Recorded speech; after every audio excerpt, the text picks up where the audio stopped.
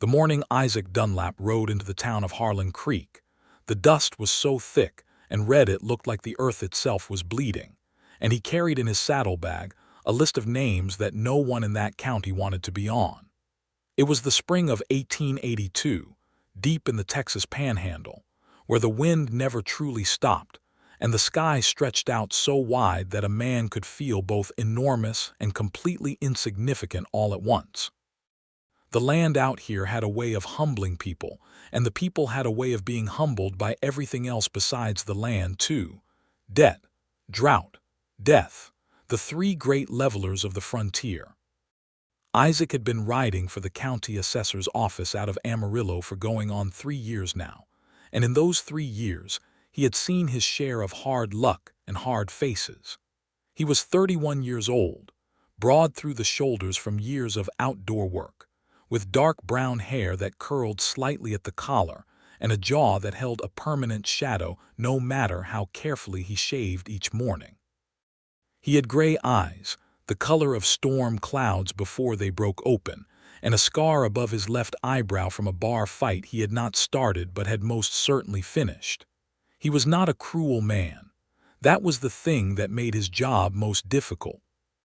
The county sent him out to collect on delinquent taxes because he was reliable, because he did not take bribes, and because he had a firm enough manner that most people paid without too much theater. But he was not cruel, and cruelty was sometimes what the job quietly asked of him, and he had learned to carry that tension like a stone in his chest that he never quite set down. The list he carried had 11 names on it. Most of them were ranchers who had let their accounts slide 2 or 3 seasons behind, caught between bad cattle prices and the drought that had strangled the panhandle for the better part of 2 years. He had already visited 4 of them. 2 had paid in full. 1 had made a partial arrangement. 1 had looked him dead in the eye and told him he would sooner shoot him than hand over $1, and Isaac had written that name down separately with a note for the sheriff to handle it. The name near the bottom of his list was Celia Brooks. He did not know much about her before he arrived, except what the assessor's records told him. Widow. Homestead of 160 acres on the eastern edge of the county. Back taxes owed for the years 1880 and 1881, amounting to $47.60. The notation beside her name said simply, husband deceased, March 1880. 2 years behind. No communication from the property holder. He stopped at the general store in Harlan Creek to ask directions and get water for his horse. The man behind the counter, a stout fellow with a red beard and kind eyes named Pell, looked at the paper Isaac set down and then looked up at Isaac with an expression that was somewhere between pity and accusation. Celia Brooks, Pell said slowly. That is the name, Isaac said. He accepted a glass of water from the man's wife and nodded his thanks. She is out on the old Johnson Road about 4 miles east of town, Pell said. But I will tell you straight, mister, she has been through more than most. Husband Thomas died of a fever 2 springs back, left her with 2 children and 160 acres of rock and dry grass. She has been working that place alone. How old are the children? Isaac asked, not because it was relevant to the tax collection, but because the words had come out of his mouth before he had decided to say them. Boy is 9, girl is 7, Pell said. She has been taking in mending and selling eggs to the hotel to keep herself going. She is not a woman who ignores her obligations, mister. She just does not have the money. Isaac folded the paper and put it back in his pocket. I appreciate you telling me, he said. He finished the water, set the glass on the counter, and walked out to his horse. The ride east on Johnson Road took him past land that had once probably been beautiful in a stark, spare way, but now showed the marks of 2 hard years. The grass was low and brown even though it was spring. The creek beds he crossed were either dry or barely moving. The few cattle he saw on the open range looked thin and watchful. The sky was a pure, merciless blue with not a cloud to soften it. He found the Brooks homestead at the end of a winding track that led off the main road. There was a house, low and solid, built from both wood and adobe, which told him someone had put real thought into it. There was a barn in better condition than he might have expected, a chicken coop to one side, and a kitchen garden along the south wall of the house that showed recent attention. Someone had been working hard here. The evidence of it was everywhere. He dismounted at the fence and tied his horse to the post. He had barely taken 3 steps toward the house when the front door opened, and a woman came out onto the narrow porch. And something in Isaac Dunlap's chest shifted in a way he had not experienced in a very long time and could not immediately account for. Celia Brooks was 32 years old, though she looked younger and older at the same time, the way that hard life and strong character could do to a person. She was not tall, but she held herself as though she were. Her hair was dark brown, almost black, pinned up but with strands coming loose around her face, and her eyes were a deep and remarkable amber color, like whiskey held up to the light. She was wearing a plain brown work dress with an apron over it, and she was wiping her hands on a cloth, and she was looking at him with an expression of complete calm wariness that he suspected she had practiced into something very close to actual calm. She had a rifle leaning against the doorframe within arm's reach. He noticed that immediately. "Good afternoon," Isaac said, stopping at the bottom of the porch steps. He removed his hat. It seemed important to remove his hat. "I am looking for Mrs. Celia Brooks." "You have found her," she said. Her voice was low and steady, no trembling. She was taking his measure as thoroughly as he was taking hers. "My name is Isaac Dunlap. I work for the Randall County Assessor's Office out of Amarillo. I am here regarding the property taxes on this homestead for the years 1880 and 1881. He paused, watching her face. It did not crumple or panic. It simply became very still, the way a person's face becomes still when they are hearing something they have been bracing themselves to hear for a long time. "I see," she said. "The amount owed is $47.60. I am required to give you notice that if payment or an arrangement cannot be made, the county has the authority to—" "I know what the county has the authority to do," she said quietly. There was a silence between them. A crow called from somewhere in the direction of the barn. "Mrs. Brooks," he said, and he was surprised by how his own voice came out, softer than he intended. "I am not here to frighten you. I am here to discuss the situation." She looked at him for a long moment. Then she looked past him at the road, as if checking whether he had brought company. Apparently satisfied that he was alone, she said, "You had better come in, then." The inside of the house was as telling as the outside. It was clean, fiercely clean, the kind of clean that came from a woman who had decided that whatever else she could not control, she would control this. The furniture was simple but well cared for. There were curtains on the windows, white with a small pattern of blue flowers. On the table there was a half-finished piece of mending, a shirt with a torn sleeve. On the shelf near the fireplace there was a row of books, which surprised him, and a small tin of dried wildflowers, which he found he could not stop looking at. She gestured to a chair at the table and then went to the stove and poured 2 cups of coffee without asking whether he wanted any, which he appreciated. She set one in front of him and took the opposite chair, and she folded her hands on the table with the absolute composure of a woman who had been managing alone for 2 years and was not going to fall apart in front of a stranger from the county assessor's office. "The $47, she said. "I do not have it." "I understand," he said. "I had $18 set aside from last fall's egg sales and the mending work," she said. "The Jones boy's horse kicked in part of my fence in February, and I had to pay to have lumber brought out to fix it before I lost my remaining cattle. That cost me $12, so I have $6. She said it without self-pity, simply stating the arithmetic of her situation the way a person states facts. Isaac wrapped both hands around his coffee cup. It was good coffee, better than he had expected. He looked at her across the table, and he was aware that he was doing something he was not supposed to do, which was seeing her as a person and not as a name on a list. "I can note in my report that contact has been made and that you have expressed willingness to pay," he said slowly. That typically allows for an extension of 30 days. And at the end of 30 days, she said, "The situation is the same," he admitted. She nodded once, accepting this. "I have a calf that will be ready to sell come summer," she said, "and I have taken on additional mending work from the hotel in town. I am also in discussions with Mr. Pell about providing eggs on a more formal arrangement. I can realistically have $15 to $20 by end of June." "That is not the full amount," he said. "No," she said, "it is not." She met his eyes steadily. "What happens to the homestead if I cannot pay?" He looked down at his coffee cup. This was the part he hated. "The county can place a lien on the property. If the taxes remain unpaid, the land can eventually be sold at auction to recover the debt." Something moved across her face very briefly before she brought the composure back down over it like a curtain. "My husband built this house with his own hands," she said. "We came out here from Missouri in 1876. We filed the homestead claim together.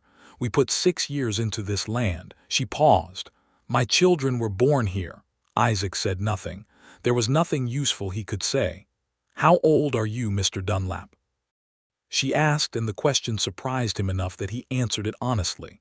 31, he said. "Do you have family?" she asked, not in a flirtatious way, in the way of someone who was trying to understand the man sitting across from her. "No," he said, "not in any close sense. My parents passed when I was young.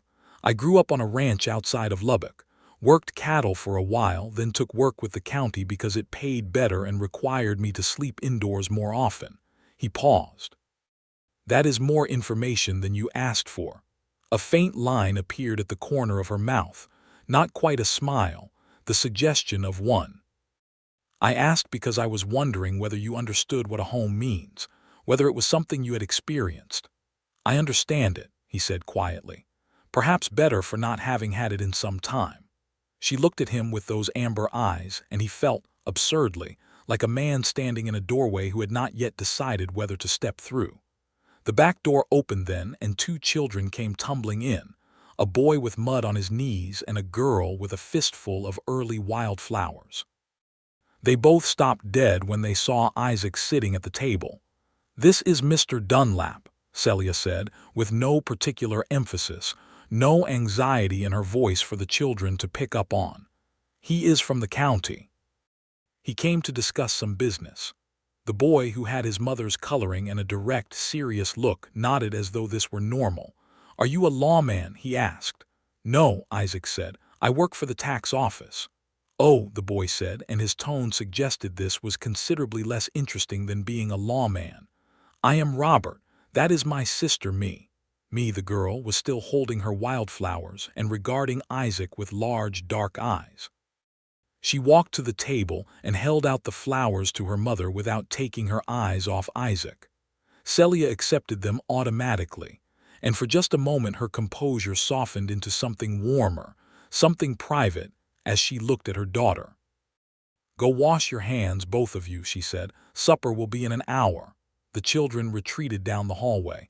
Isaac finished his coffee. He stood up and replaced his hat. "I will note the 30-day extension in my report," he said. "I will need to return at the end of May to assess the situation." "I will be here," she said. She walked him to the door. He was halfway down the porch steps when she said, "Mr. Dunlap." He turned.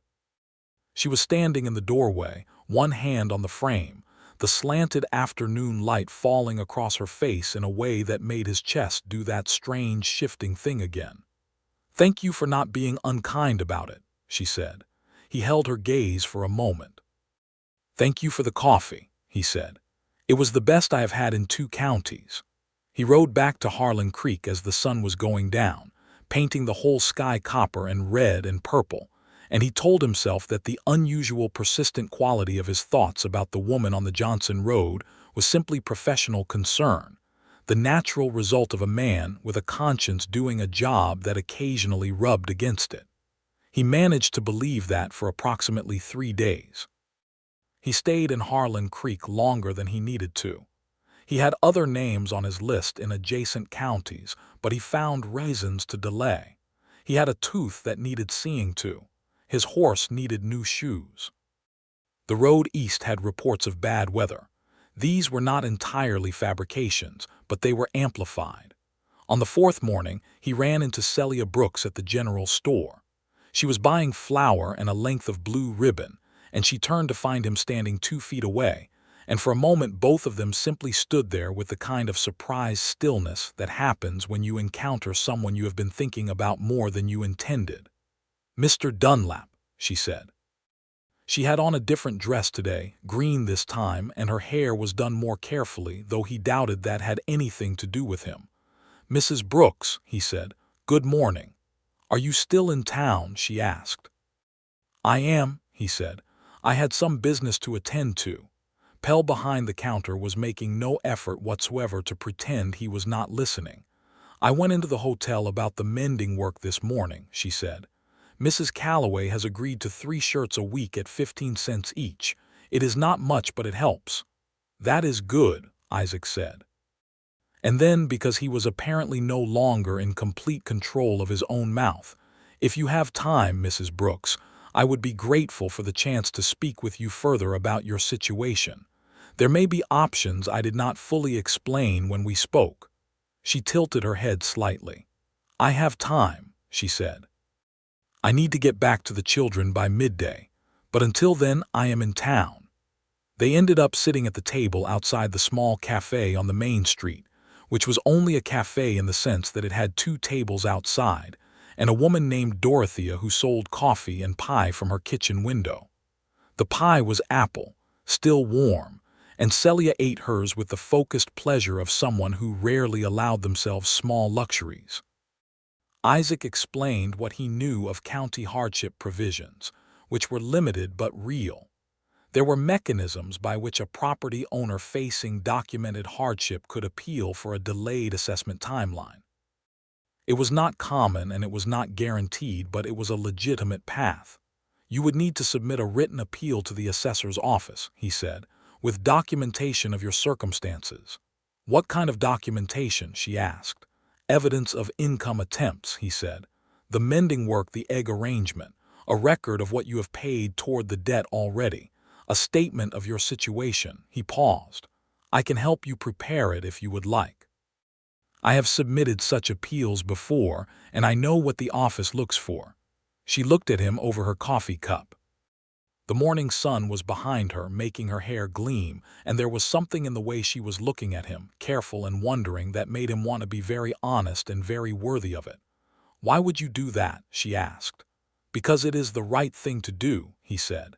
It was a simple answer, but he meant it fully. "You work for the county," she said. "The county's interest is in collecting those taxes. The county's interest is also in not throwing a widow and 2 children off their land for $47, he said. "These things can coexist." She was quiet for a moment. A horse and wagon passed on the street. Somewhere down the block a dog was having an opinion about something. "I am not accustomed to asking for help," she said. "I had gathered that," he said.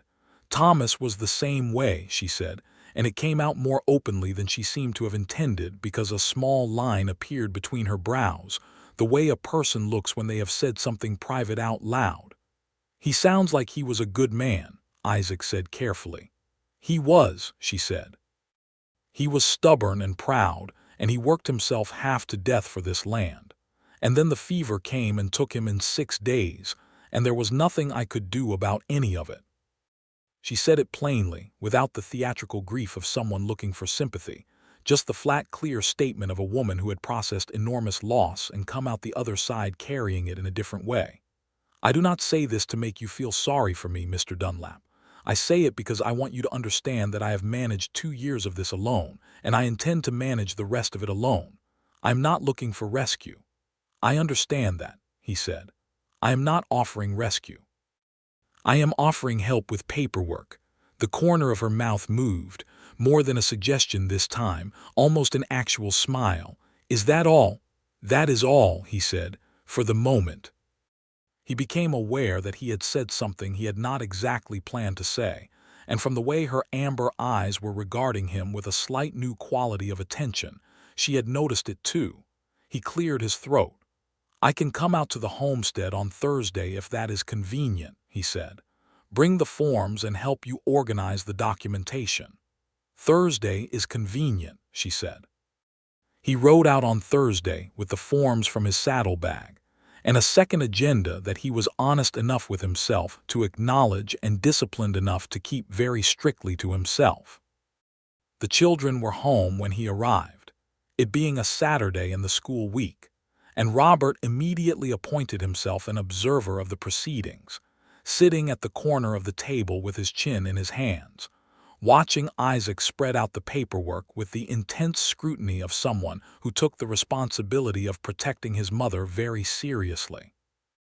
Me, by contrast, had immediately gone to get Isaac a drawing she had done of a horse, which she presented to him with great seriousness, and which he accepted and examined with equal seriousness, commenting specifically on the quality of the tail. "You are very good at tails," he told her. Me beamed and went to get another drawing. Robert had not relaxed yet. "Are you going to make us leave our house?" he asked while his mother was at the stove. Isaac looked the boy in the eye. He was 9 years old and he was asking directly. He deserved a direct answer. "I am here to help your mother fill out papers that might prevent that from happening," Isaac said. "That is the honest answer. I do not make the final decisions, but I am going to do what I can to help." Robert studied him for a long moment with those serious eyes. "My father used to say that a man who says he will do what he can is either being honest about the limits of his power or making excuses for not trying harder," he said. Isaac blinked. "Your father was a wise man," he said. "He was," Robert said. "Then let us agree that I mean the first and not the second," Isaac said, "and that I will tell you honestly if I find out the situation is worse than I think." Robert seemed to accept this. He did not move from his corner, but his posture changed slightly, the way a guard dog's posture changes when it has decided the visitor can come a little further in. Celia came back to the table with coffee and a plate of cornbread, and they spent the next 2 hours going through the forms together. She was quick, organized, and had kept meticulous records in a small ledger that she pulled from the shelf, every expenditure and every earning for the past 2 years written in a clear, careful hand. Isaac found himself genuinely impressed. The records were better than most of the ranchers he dealt with, who often kept their accounts in their heads and then looked startled when asked to produce proof. "You kept all of this," he said. "Thomas taught me that a person should know exactly where they stand," she said, "even when it is uncomfortable." "He was right," Isaac said. He was making notes, organizing the information into the form's required categories. Outside, the wind had picked up and was making the windmill near the barn sing its particular creaking song.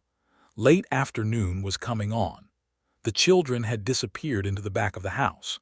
The kitchen was warm with the smell of the cornbread and the coffee and something savory on the stove that Isaac was trying not to think about because it meant staying for supper, and he was not sure he should stay for supper. He was not sure he should stay because staying for supper was the kind of thing that changed the nature of something. And he was here in a professional capacity. And he was very carefully not examining how much of his extended stay in Harlan Creek had to do with that professional capacity, and how much of it had to do with a woman with amber eyes who had kept perfect records of 2 years of difficulty, and had a daughter who drew horses with excellent tails. "These look complete," he said, gathering the papers. "I will take them back to Amarillo and submit them personally." "When will we know the outcome?" she asked. 4 to 6 weeks likely," he said. "I can write to you." "I would appreciate that," she said. She walked him to the door. Robert and me had materialized in the hallway side by side. "Thank you for the drawing, Miss Me," Isaac said, patting his coat pocket where he had carefully folded and placed the horse picture. Me grinned. Robert nodded with the gravity of a much older person. "Mr. Dunlap," Celia said. He had stepped off the porch and was untying his horse. He turned to look at her. She was standing exactly as she had been the first day, one hand on the doorframe, but something was different in her expression. "I made a chicken stew for supper. There is more than we need.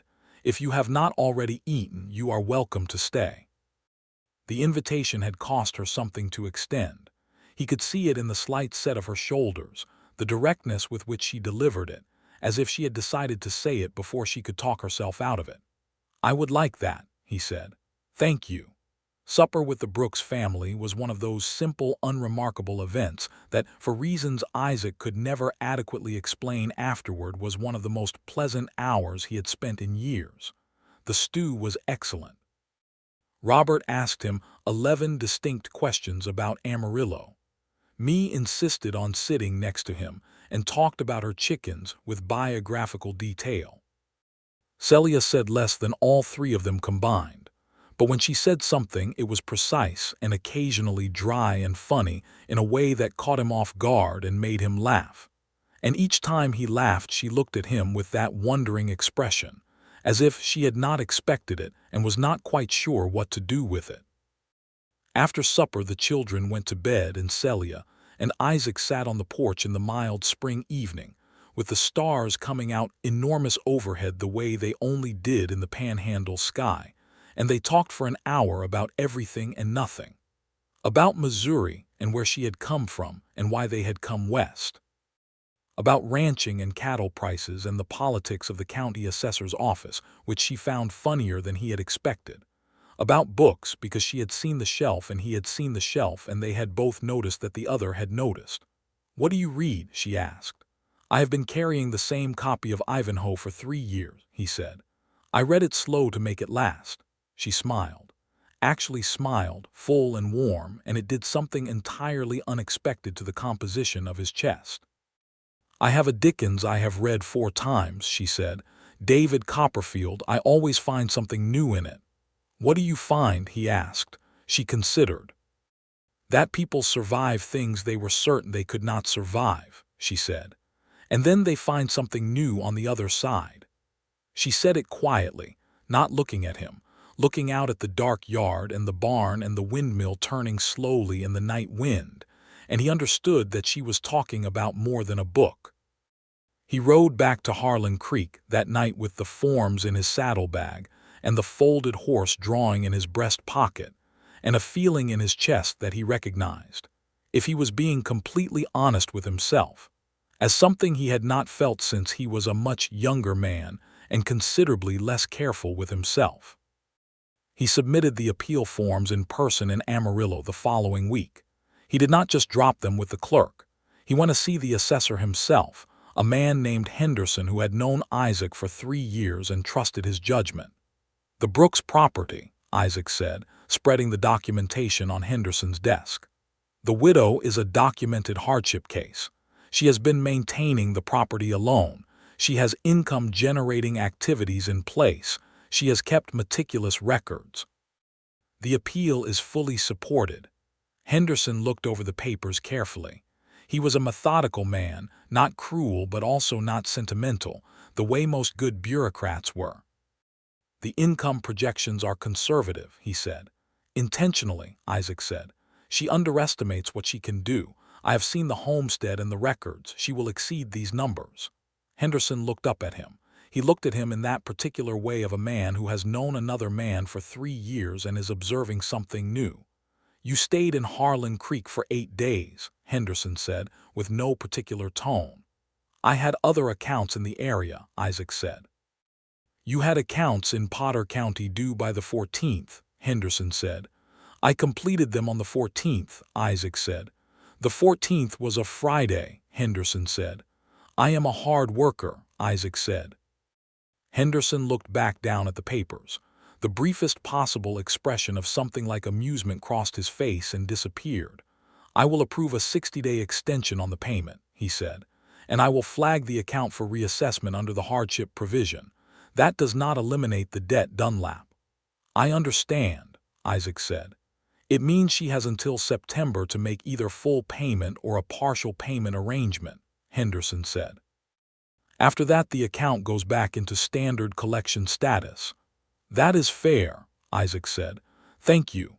He wrote to Celia the next day from the rooming house in Amarillo where he was staying between assignments. He wrote it professionally, stating the outcome of the appeal, the timeline, what it meant practically. He then crossed out the last paragraph twice before rewriting it in a slightly different form. The last paragraph said simply, "I hope the spring has been treating the homestead kindly. I find myself hoping to return to Harlan Creek before too long, though I have no professional reason to do so for some weeks. I trust you and the children are well." He posted the letter before he could think better of it.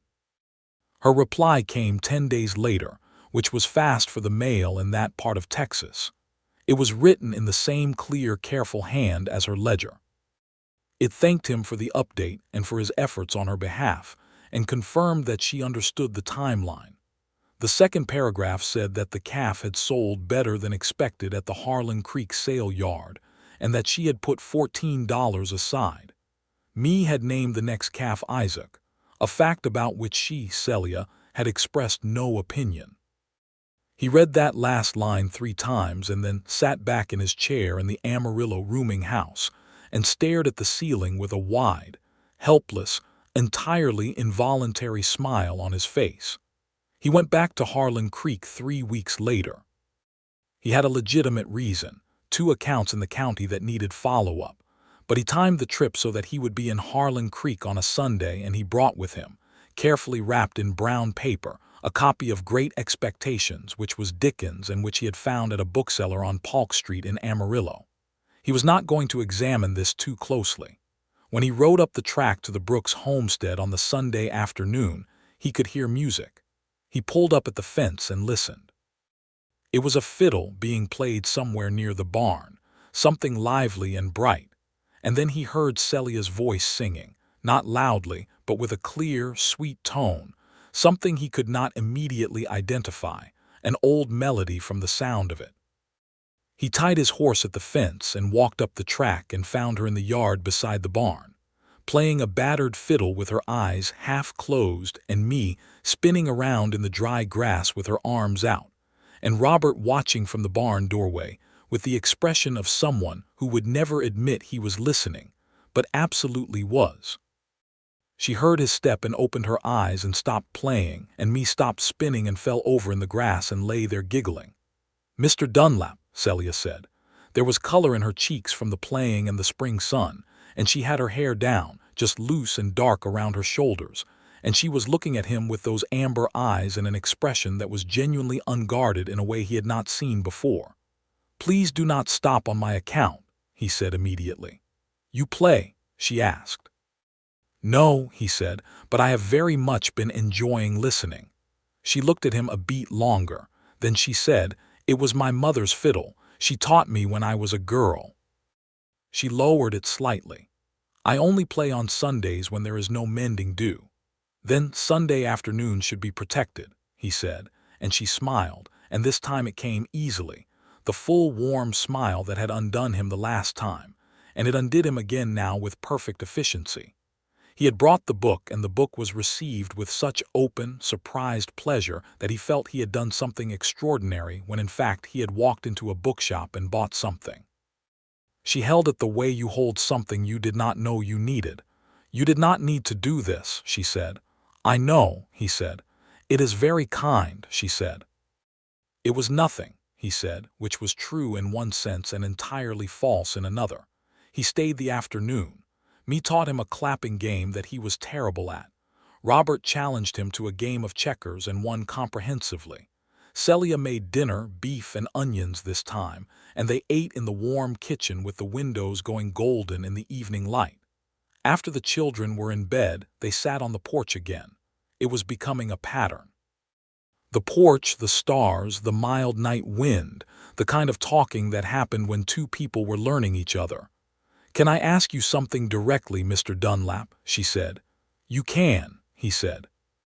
"And you can call me Isaac if you are comfortable with it." She considered this. "Isaac," she said, trying it, and he liked the way it sounded in her mouth. "Are you a man who stays somewhere, or are you a man who passes through?" He was quiet for a moment, giving the question the weight it deserved. "I have spent the last 3 years passing through," he said honestly. "By nature of the work, but it is not a condition I am attached to." He paused.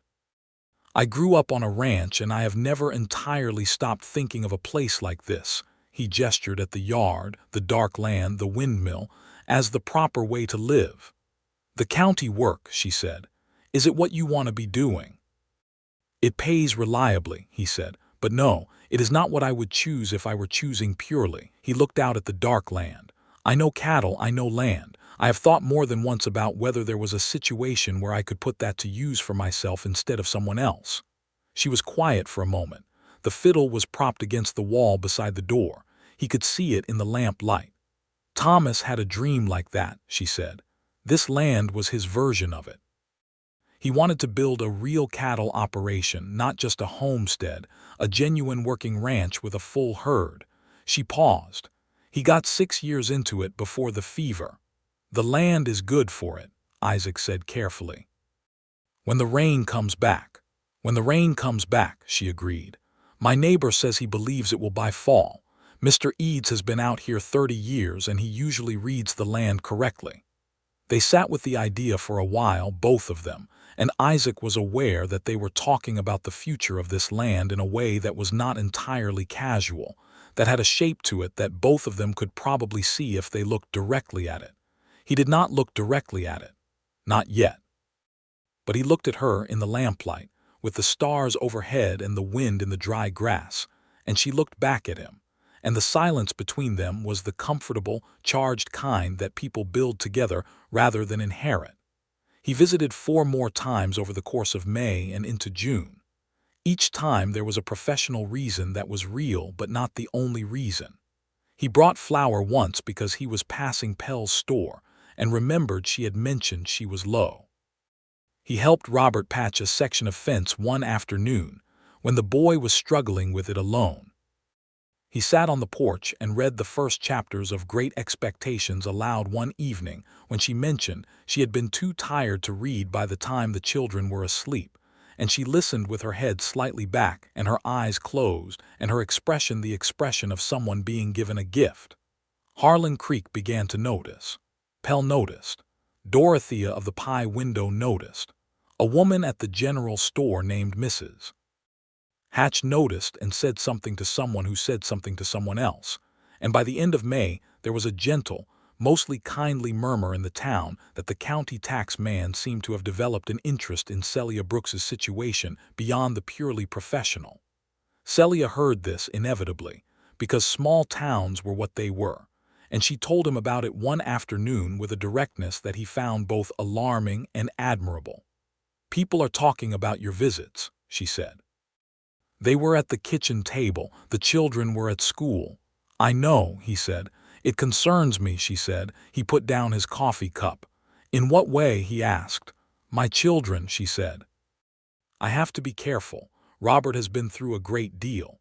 Me was 5 when Thomas died. She does not remember her father clearly." She paused.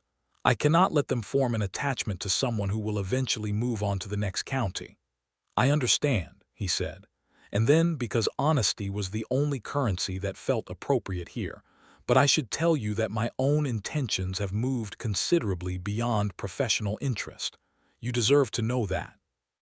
And you deserve to know that I am not a man who makes statements about his intentions without meaning them." She looked at him for a long moment. "You have been here less than 2 months," she said. "I know," he said. "And I am not asking you for anything, Celia. I'm just telling you the truth so that you have it." She said nothing for a while. She looked down at her hands on the table, and then she looked up at him. "I am not certain that I am ready," she said. "I am not certain I know how to be ready. Thomas has been gone 2 years, but in some ways this land is still full of him, and I am still the woman who married him, and sometimes I do not know how to be anything else." "You do not have to be anything else," he said immediately. "You do not have to be anything other than what you are. I am not asking you to be different." She searched his face.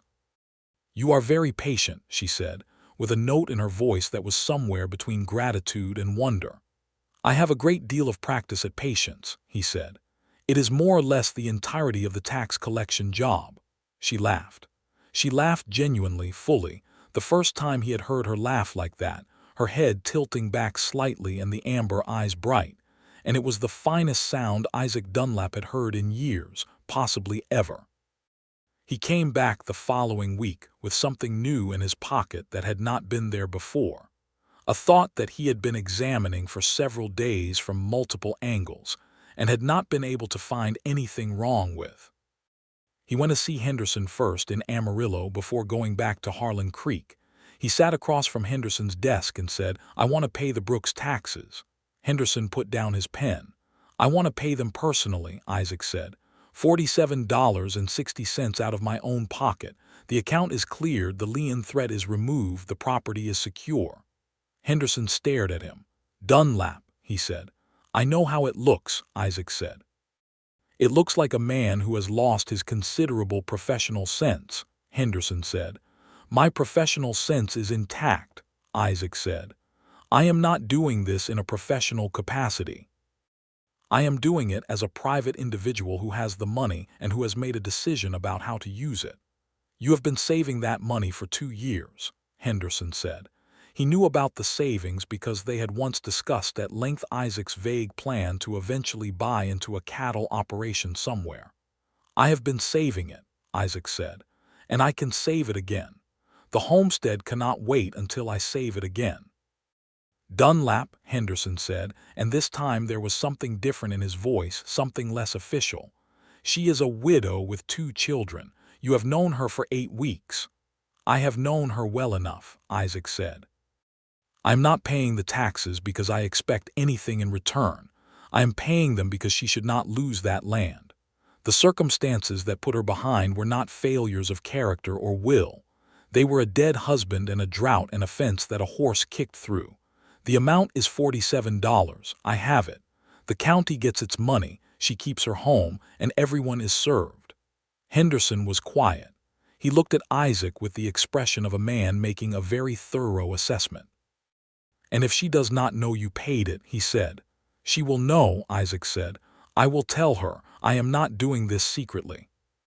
I am doing it because it is right and because I care what happens to her and her children." Henderson picked up his pen and held it and looked at it. "You understand this will change things between you," he said. "I am hoping it will," Isaac said honestly, "if she allows it to." Henderson opened his drawer and pulled out the receipt book. He said, $47.60, and began writing.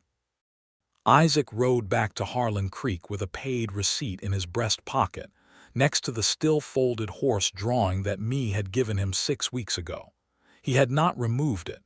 He was not going to examine that too closely either. He arrived at the homestead in the late afternoon. The children were in the garden. Celia was on the porch with mending in her lap, the fiddle case propped behind her, and when she looked up and saw him, the expression on her face was one he had learned to read over the weeks, the combination of genuine pleasure at seeing him and careful restraint that she had built to protect herself.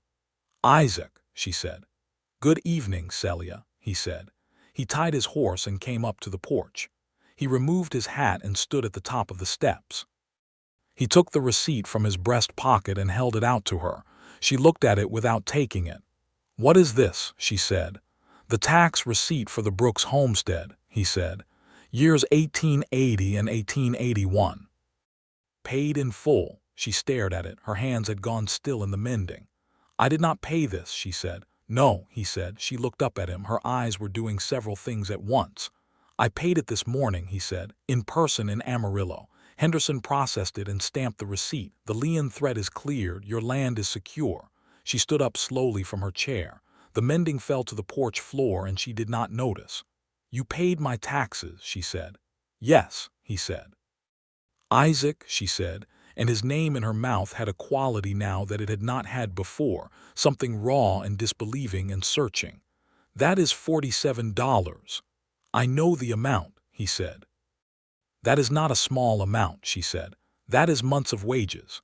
"It is what I had saved," he said, "and it is what I chose to do with it." She was looking at him with an expression he had not seen on her before. Something had cracked through the composure, not grief, not the carefully managed endurance of the past 2 years, something altogether different and newer and more vulnerable than he had yet seen from her. "Why?" she said. Her voice was low and not quite steady. He looked at her steadily and told her the truth. "Because you should not lose this land," he said. Because Thomas built this house and you have kept it and your children were born here and you have done everything right, and you should not lose it over $47 and a horse that kicked a fence." He paused. He held her gaze. "And because I find that your well-being matters to me in a way that makes it impossible for me to be indifferent to what happens to you. I am not asking you to feel anything about that. I am just telling you that it is true." She stood very still.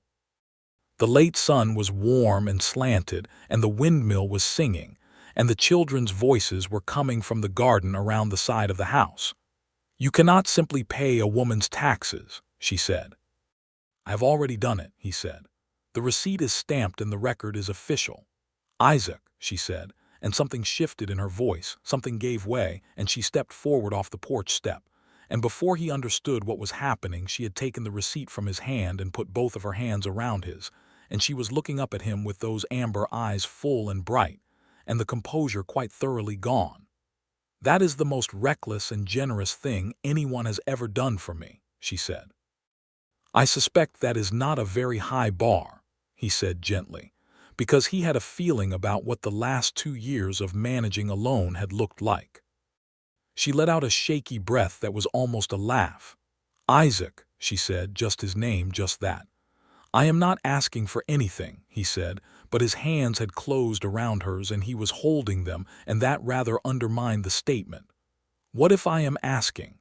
she said quietly and looked up at him with something brave and careful and hopeful.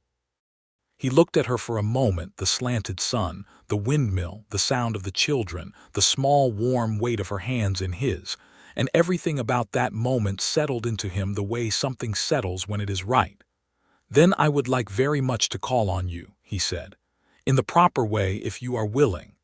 "I am willing," she said. Her voice was soft and certain. Mee appeared around the corner of the house at a dead run and stopped when she saw them, her eyes going wide and bright. "Mama," she said, in a stage whisper at full volume, "are you holding Mr. Dunlap's hands?" Celia looked down at their joined hands and then up at Isaac and laughed again. That real, full laugh, and he laughed too. And Mee apparently decided this was acceptable behavior and launched herself at Isaac's side to see what exactly was happening. And Robert appeared at the corner of the house a moment later, took in the scene with his serious 9-year-old eyes and said nothing. But something in his face had shifted quietly, like a knot coming loose. That was the beginning of the proper beginning. Over the summer, Isaac restructured his work with the county to be based out of Harlan Creek. It required some negotiation with Henderson, who had seen it coming and had prepared for it with the calm of a man who had been paying attention. "You want the Harlan Creek and surrounding territory as your permanent district," Henderson said. "If it is possible," Isaac said. "It is possible," Henderson said. "It is a natural consolidation of some existing assignments." He paused. "Will you be staying in Harlan Creek or outside of it?" "I have not yet determined the particulars," Isaac said. Said Henderson, with the expression of a man who had entirely determined the particulars and was being polite about it. He courted her through the summer in the ways available to him, the way courtship worked on the frontier, which was practical and present, and woven into the fabric of daily life rather than conducted in drawing rooms. He helped repair the roof of the barn when a late spring storm took off several boards. He brought supplies from town when he was going anyway. He sat on the porch in the evenings and they talked, and sometimes she played the fiddle and he listened, and sometimes the children sat with them, and sometimes they had the porch and the stars to themselves. Robert warmed to him gradually and then all at once, the way children sometimes did, a shift that seemed small but meant everything. It happened over a checkers game in July. They were playing their 4th or 5th game and Robert was winning again, which he always did, and Isaac said with complete sincerity, "You play better chess than anyone I have met who is under the age of 25. And Robert looked up from the board and said, "You play chess?" And Isaac said, "I do." And the following Sunday they played chess for 3 hours and Robert lost twice, and was so genuinely interested in how he had lost that Isaac ended up explaining 2 different strategies over the board, and after that something between them was settled in a quiet and complete way. Me had loved Isaac more or less from the beginning. She had decided he was wonderful on the strength of the horse-drawing comment and had never revised this opinion. She reported to him weekly on the progress of the calf named Isaac, and Isaac attempted to look interested in cattle statistics when what he was actually interested in was watching Celia try not to smile about the calf being named after him. July passed. The heat was profound and the sky stayed blue and relentless. But Celia's neighbor Eads had been right. The clouds started building in August, real clouds, the kind with weight and intention. And on the 10th of August it rained for 2 days. A solid soaking rain that ran down the creek beds and turned the dust to mud and made the whole panhandle smell clean and alive for the first time in 2 years. Isaac was at the homestead when the rain came. He was helping Robert repair a section of the chicken coop. When the first drops hit, he looked up and Celia, who had been in the garden, stood up and turned her face up to the sky with an expression of such profound relief that it hurt him to look at and he could not look away. She stood in the rain for a full minute with her face turned up, her hair getting soaked, her eyes closed. Then she opened her eyes and she was looking at him, and the rain was coming down between them and she was laughing.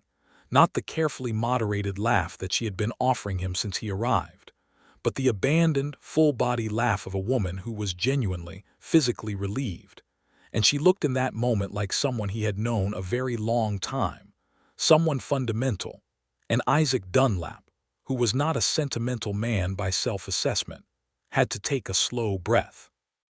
"It is raining," Robert said with great dignity, and then ran into it anyway. Me had apparently been watching from the window because she arrived at a sprint from the house, shrieking with delight, and within 30 seconds both children were soaked and spinning in the rain. Celia came across the yard through the rain and stopped in front of Isaac, and she was wet through and laughing and her amber eyes were bright, and she looked at him and said, "Everything is going to be all right, isn't it?" And he said, "Yes," with absolute certainty, because he meant it with everything he had, and she looked at his face for a moment and then she put her hand on his chest, not his arm, his chest over his heart, and kept it there for a moment and said nothing. He covered her hand with his. They stood in the rain in the yard of the Brooks homestead while the children ran in circles, and it was not a kiss, and it was not a declaration, and it was somehow complete anyway. The kiss came 3 weeks later on a Sunday evening when the children were in bed, and the rain had made everything green and the porch smelled of wet grass and night flowers. They had been sitting in comfortable silence for a while, which was a thing they had gotten very good at, and he had been looking at the profile of her face in the lamplight, the line of her jaw and the way the light caught in her dark hair, and she had turned to look at him and found him already looking. And the thing that had been building between them for the whole summer was suddenly right there in the 2 feet of air between them. He said, "Celia," very quietly, just her name. She said, "I know," equally quietly and leaned toward him, and he met her in the middle.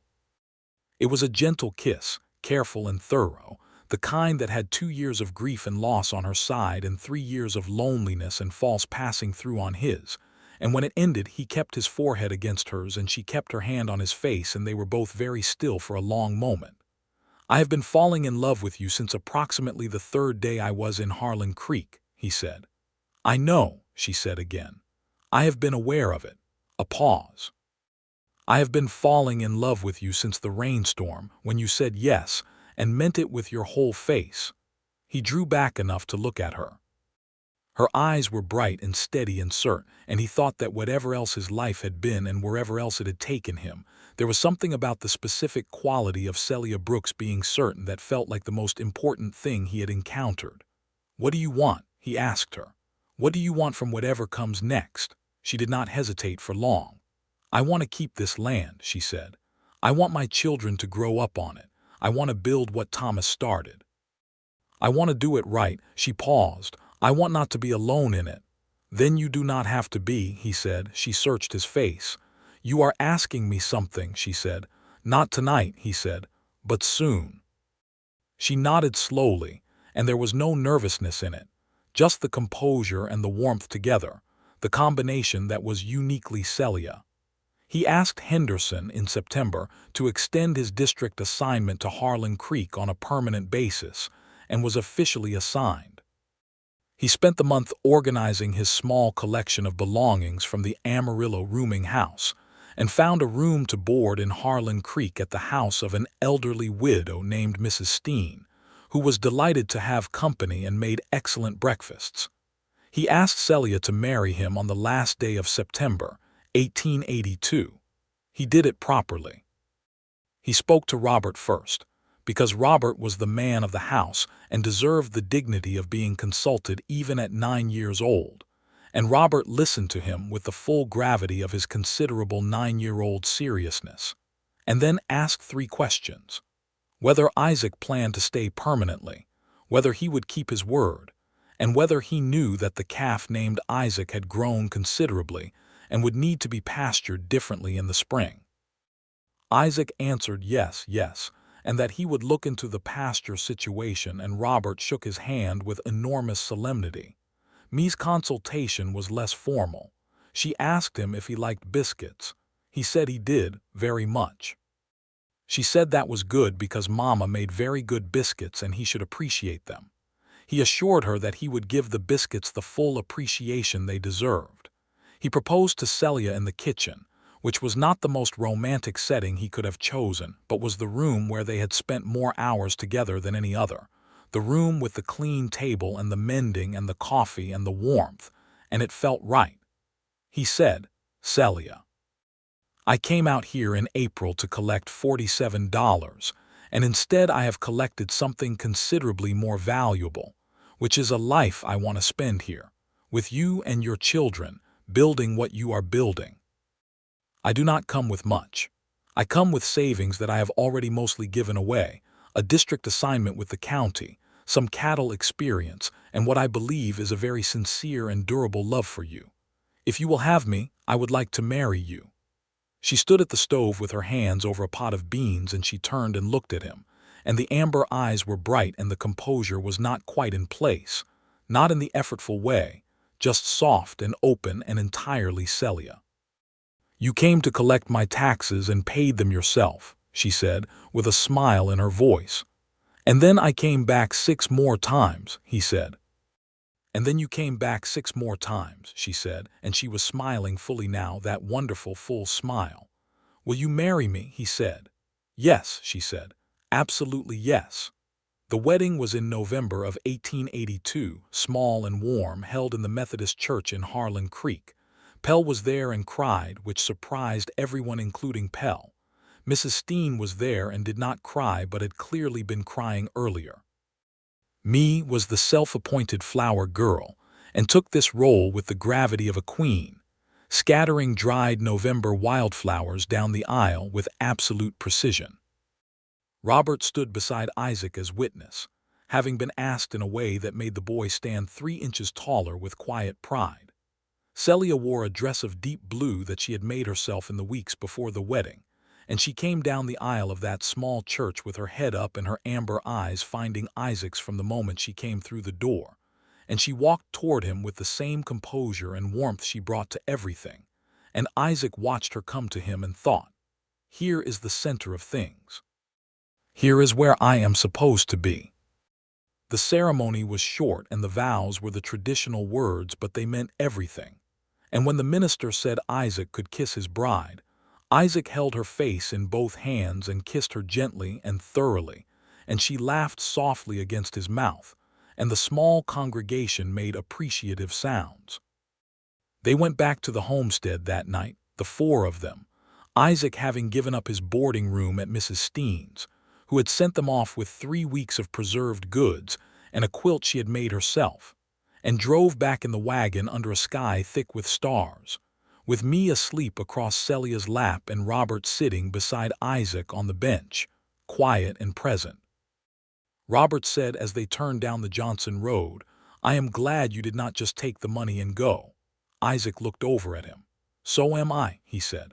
"My father would have liked you," Robert said. He said it plainly, not as a test or a comparison, just as a statement of fact, and it was one of the finest things anyone had ever said to Isaac Dunlap. "That means a great deal to me," Isaac said. They rode the rest of the way in easy silence.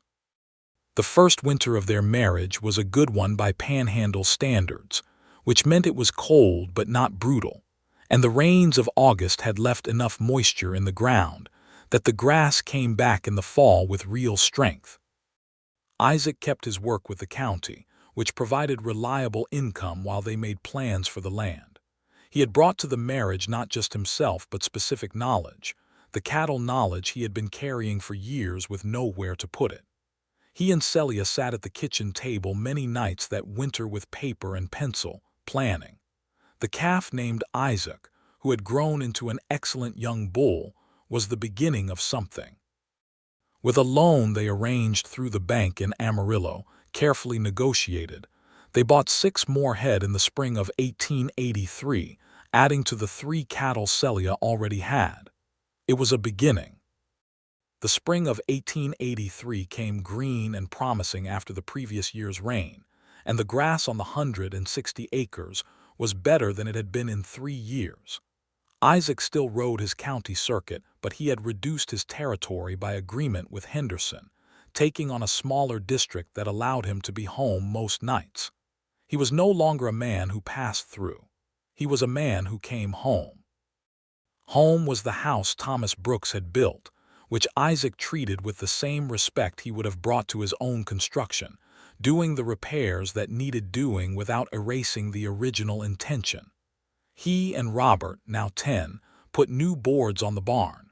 They extended the kitchen garden. They fixed the windmill properly for the first time in what seemed like years. Me, at 8, had decided that her calling was the chickens and managed the coop with a proprietorial seriousness that amused everyone. She had also decided that Isaac's breakfasting habits required supervision and appeared every morning at the breakfast table to make sure he was eating enough, a responsibility she had apparently self-assigned without anyone asking her to. One evening in May, when the children were asleep and the kitchen was quiet, Celia came to stand behind Isaac where he was sitting at the table, still going over the cattle records, and she put her arms around his shoulders from behind and rested her chin on the top of his head, a gesture so natural and unhurried that it made him go very still with the particular stillness of someone receiving something they had not known they were waiting for. "Isaac," she said. "Yes," he said. "I need to tell you something," she said. He turned in the chair so he could look up at her. She was looking down at him with her amber eyes warm and a little serious in something else, something that sent a particular kind of recognition through him. "We are going to have a baby," she said. He sat with that for one full, absolute second, and then he stood up and her arms went around him and his went around her and he held her the way you hold someone when the world has expanded unexpectedly and you need to make sure they are real. "When?" he managed. "November," she said into his shoulder. "November, I think." He drew back to look at her face. Her expression was complex and beautiful, hopeful and a little overwhelmed and entirely certain all at once. "Are you happy?" she asked, searching his face. "Celia," he said, and his voice was rougher than he intended, "I have not been this happy in my life." She made a sound that was half laugh and half something that might have been tears and pressed her face against his shoulder again, and he held her in the kitchen while the night wind moved outside and the windmill creaked, and the sleeping house was quiet around them. Robert and me were told the following Sunday morning at breakfast. Robert accepted it with characteristic seriousness, asking whether this would change sleeping arrangements and whether he would be required to do additional chores. Celia told him that some sleeping arrangements would eventually shift and that any additional chores would be fairly distributed.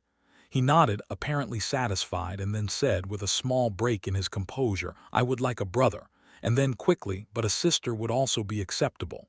Me said with enormous authority, "I already know what to name it." "Is that so?" Isaac said cautiously. "Yes," Me said. "If it is a boy, Thomas, after Papa."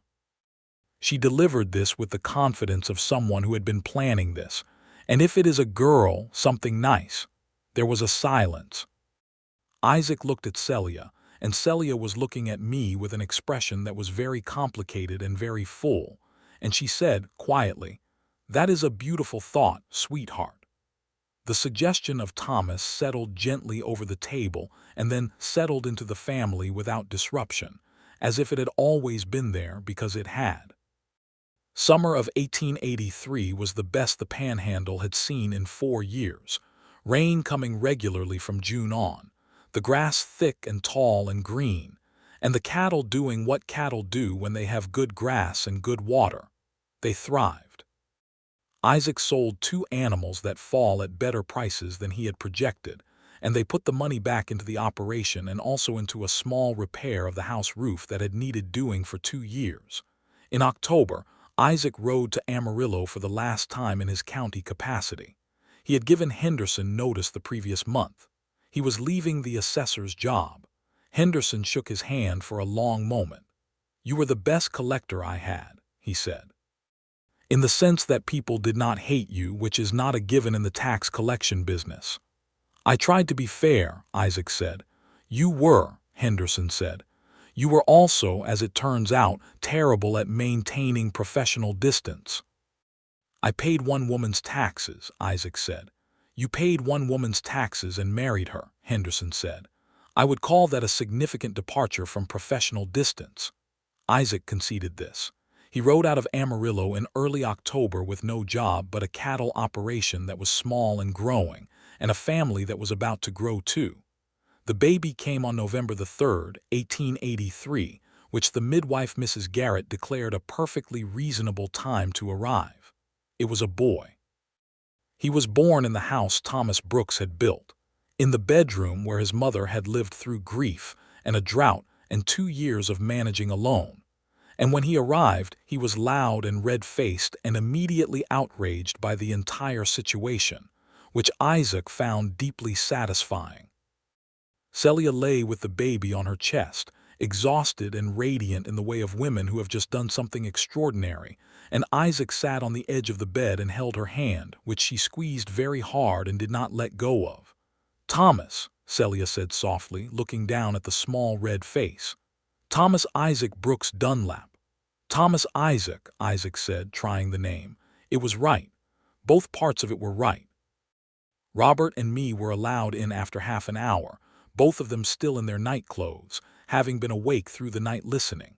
Robert stood very carefully at the edge of the bed and looked at the baby with an expression of intense and wondering seriousness. Me climbed up beside her mother with the practiced ease of someone who had been doing this her whole life and put her small hand on the baby's head. "Hello, Thomas," me said. "I am me. I am your sister. I am in charge of naming." Celia laughed. It was the warm, genuine laugh that Isaac had first heard properly on a Sunday afternoon with a fiddle, and it filled the small bedroom and went out the window into the crisp November morning. Isaac looked at his wife and his children in the pale morning light, the new baby and the older too, the house built by a man he had never met whose son now carried his name alongside Isaac's own, and he was aware that he was sitting at the exact center of his own life, in a way that he had not been before and might not have known how to be. Spring of 1884 was wet and green, and the cattle operation had grown to 14 head, and was profitable enough that they had paid off the bank loan and had 3 months of operating expenses in reserve. Isaac was managing the land full-time, which meant long days and physical work, and coming in at the end of the day with dirt on his hands and a bone-deep tiredness that was entirely different from the tiredness of riding county roads with a list of names. Robert, 11 now, was a serious and competent presence on the land, rising before dawn with Isaac to check the cattle, learning the work the way a person learned it when it was their own future they were learning it for. The seriousness he had always had been joined now by a steadiness, a settledness, as if having a complete household again had given him solid ground. Me had not become less herself in any way. She ran the chicken operation with the iron hand of a cattle baron, had named every chicken personally, and was running a small but thriving egg-selling account through Pell's store that she managed herself, keeping the money in a tin she had decorated with pressed flowers. She had also taken over teaching Thomas things when he began pulling himself upright and then walking, demonstrating each step with instructive commentary that Thomas ignored completely. Isaac repaired the porch that summer. He replaced the boards that had been worn through and added a broader bench along the front where he and Celia could sit in the evenings, which they still did, as they had done from the very first time he had stayed for supper. The porch had become the particular place of their life together, the ending and beginning of days, the place where they talked and were quiet and watched the children and watched the land and watched the stars, which remained enormous and indifferent and beautiful overhead. He was sitting there one evening in June, Celia beside him with Thomas in her lap, me inside, Robert doing his lessons at the kitchen table, when Celia said, "Do you miss the road?" He looked at her. "No," he said. "You spent 3 years on it," she said. "I spent 3 years looking for this without knowing what I was looking for," he said. "I do not miss the looking." She was quiet for a moment, one hand running slowly over Thomas's dark hair. The baby was sleepy and making the small sounds of a person deciding whether to stay awake or not. "I think about Thomas sometimes," she said. She did not mean the baby. He knew that without asking. "Of course you do," he said. "I want you to know that it does not diminish this," she said, with the directness she brought to everything important. "What we have. I think about him and I am grateful for what he was and what he built, and I am also completely here with you in this life. Both things are true." "I know that," he said. He put his arm around her and she leaned into him, the baby between them. "You are not a jealous man," she said. "I am jealous of your time when I have not seen you all day," he said. "But I am not jealous of the dead. He built something worth having. I am grateful to him for it." She tilted her head up to look at him and kissed him, soft and certain, and the baby objected to being compressed and made the squawking sound that made all 4 of them laugh every time. The summer of 1884 brought the news that Harlan Creek was going to get a proper school building, which Robert and me received with different levels of enthusiasm. Me was enthusiastic about the building's potential social opportunities. Robert was enthusiastic about the possibility of better books.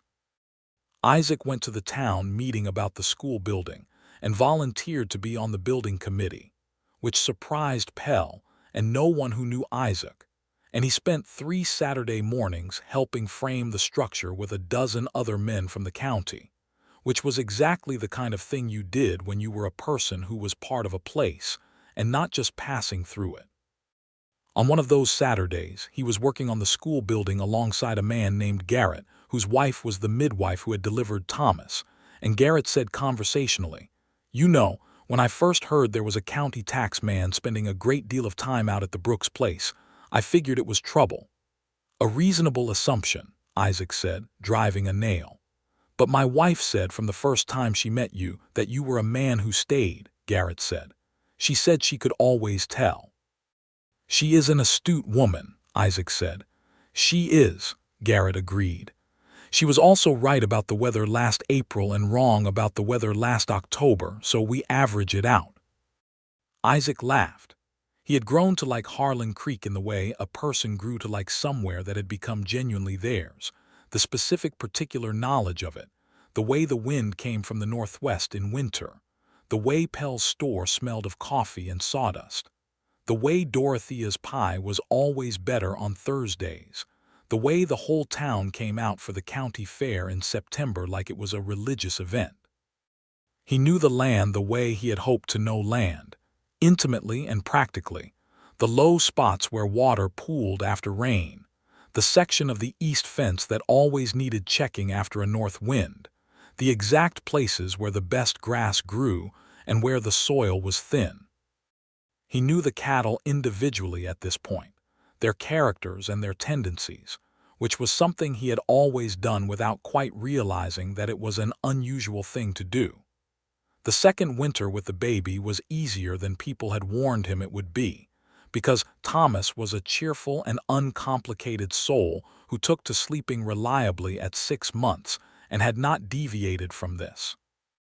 Me had decided he was her personal project, and at 8 months he could already identify me's voice in another room, and respond to it with specific enthusiasm that he did not give anyone else, including his parents, which Celia found hilarious and me found entirely appropriate.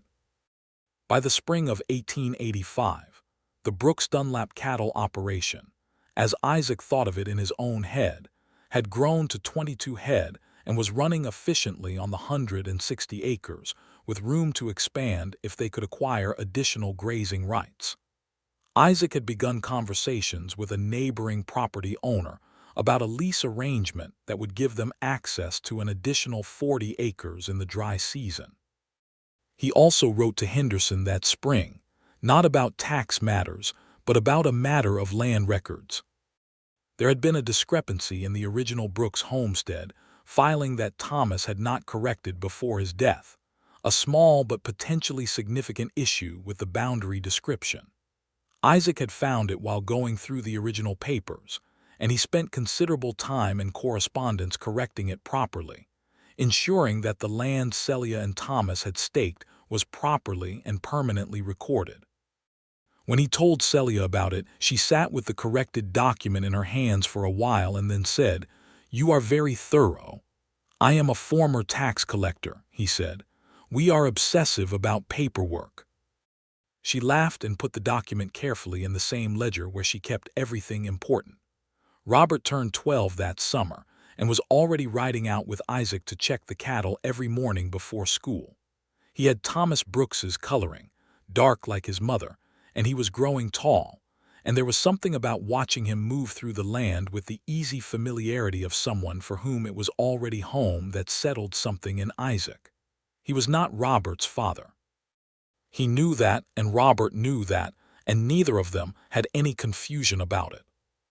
But he was the man who had been there for 3 years now, who had sat across the checkerboard and talked about chess strategies and ridden fence lines and fixed barn roofs, and there was a bond in that was its own real thing, different from what Thomas Brooks had been and not lesser for it.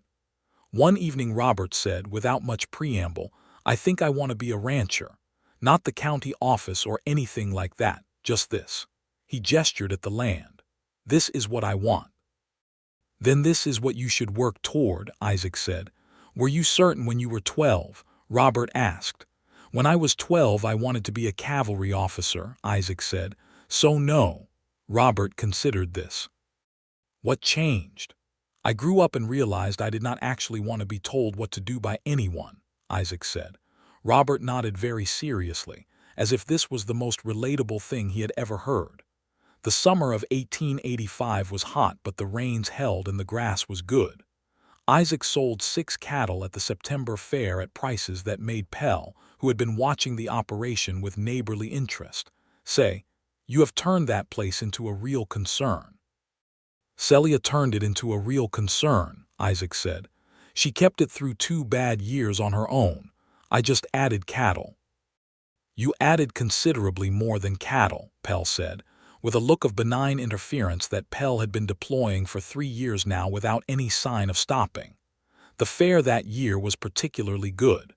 Me won a ribbon for her chickens, a first-place blue ribbon for her rooster, who was named Herbert and had the bearing of someone who knew he was exceptional. She walked around with that ribbon for 3 days. Robert placed second in the junior stock judging competition, which he took with characteristic gravity, noting only that he would take first next year. Thomas, now approaching 2, spent the fair in Isaac's arms, pointing at everything, eating an amount of fried bread that concerned his mother, and falling asleep between them in the wagon on the way home with the total unconsciousness of someone who had had a very full day. Isaac held his sleeping son against his chest in the rocking wagon, Celia's shoulder against his, the older children dozing across from them, and he was aware of a feeling that he had no particular skill at naming, but that settled over him on evenings like this one, and was the complete opposite of the stone he used to carry in his chest. He had paid $47.60 into the Randall County Tax Office in the spring of 1882, and left feeling he had made the most sensible expenditure of his savings that had ever been made. 3 years later he understood that he had not purchased anything. He had simply done the first right thing, and all the other right things had followed from it like links in a chain, one leading to the next, each one finding its place. They arrived home in the dark and got the children to bed, me still clutching her ribbon, and Celia stood in the kitchen while Isaac put Thomas down, and then she made tea, late-night tea, which was their habit, and they sat at the table as they had sat at it the very first time, 2 years and more of evenings layered under this one. "You are thinking," Celia said. "I am always thinking," he said. "You are thinking loudly," she said. He smiled. He put his hand on the table and she put hers over it, as natural as breathing. "I was thinking about the first time I sat at this table," he said. "The morning I arrived. You were very official," she said. "You removed your hat very formally." "I was trying to be respectful," he said. "You were," she said. "I noticed." A pause. "I also noticed that you looked at the bookshelf." "Did that tell you something?" he asked. "It told me you were not just a tax collector," she said. "That is quite a lot to determine from a glance at a bookshelf," he said. "I am observant," she said with the dry precision that he loved. "Also, you looked at me's drawing from the shelf there before she gave it to you. I saw you." He did not say anything to this. "You came here to collect a debt," she said, "and you paid it yourself. I have thought about that many times, what it cost you and what it was worth." "It was worth considerably more than it cost," he said. She looked at him across the table in the lamplight. 3 years of dinners and checkers games and Sunday fiddle music and fence repairs and rainstorms and a baby born in November, and all of it behind them and ahead of them both. And her amber eyes were warm and certain and completely his. "Yes," she said softly. "It was." He raised her hand and kissed it, and she leaned across the table and kissed him properly, and the lamplight flickered, and outside the windmill turned in the night wind, and the land that Thomas Brooks had broken and Celia Brooks had held and Isaac Dunlap had come to love was quiet and dark and entirely, permanently theirs. The years that followed were the kind that built themselves into something without drama, the steady accumulation of good seasons and difficult ones, of children growing and cattle multiplying, and a house expanding by 2 rooms in 1886 to accommodate the reality of a family that had outgrown its original footprint. The addition was Isaac's design and Robert's primary labor, the boy having turned 14 by then, and being capable and strong and deeply invested in the project, driving nails with the focus of someone who understood that what he was building would last. Isaac and Celia had a second child together in the fall of 1886, a girl they named Clara, who arrived in October with considerably more grace than her older brother had, and immediately settled into the family as if she had always been there. Me received her with the authority of a 7-year-old who already had a baby brother, and therefore considered herself an expert. Thomas, nearly 3, walked up to the cradle on his own, looked in, said, "Small," and walked away. Robert held Clara with the careful seriousness he brought to everything fragile and important, and he sat with her a long time that first evening, this tall, serious boy who had been the man of the house at 9, and then had not had to be. And there was something in his expression that was the particular look of a person who has received something they had stopped hoping for, a family that was whole and growing and loud and warm and his. Harlan Creek grew. By 1887, it had a proper school with a real teacher, a second general store, a doctor who had come from Missouri, and enough residents that the town held 2 church services on Sundays instead of 1.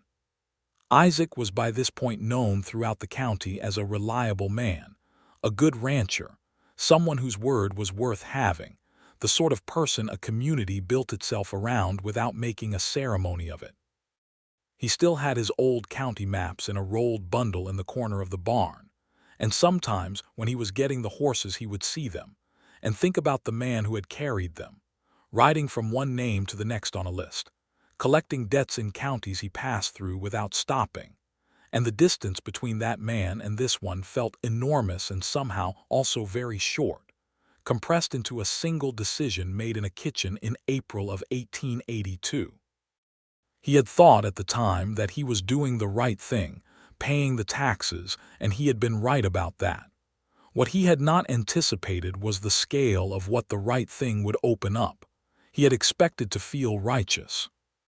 He had not expected Celia's amber eyes, or Robert's chess questions, or Me's roosters, or Thomas's first word, which had been Dada, delivered with total unambiguous directness while pointing at Isaac. A moment that had undone Isaac so completely that Celia had had to pretend to need something from the other room to give him a moment to himself. He was in the yard one October morning in 1887, 5 years since the day he had first ridden down Johnson Road, and the land was autumn gold around him, and the cattle were in the south pasture, and the children's voices were coming from inside the house, where breakfast was being prepared with the usual commentary from me. And Celia came out onto the porch with 2 cups of coffee and held one out to him as she had done on 100 mornings. And he took it and stood beside her and looked at the land they had made together. 5 years, she said. Approximately, he said. Do you know what I thought the first morning you came? She said. I imagine you thought that the tax man from Amarillo was about to complicate your already complicated life, he said. I thought you had kind eyes, she said, for a man who was about to tell me I owed $47. He looked at her.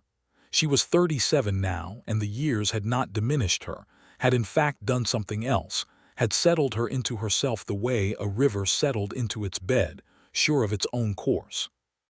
The amber eyes were the same, the directness the same, the warmth that she offered carefully and wholly. I thought you had extraordinary composure for a woman in an impossible situation, he said.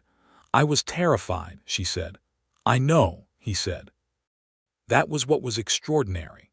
She leaned against his shoulder and they drank their coffee in the autumn morning, and inside the house Clara made a sound that meant she had woken, and a moment later Thomas's voice said something to her in the tolerant and informative tone of a 4-year-old addressing a 1-year-old, and somewhere above the barn, a hawk drew its broad circles against the blue sky.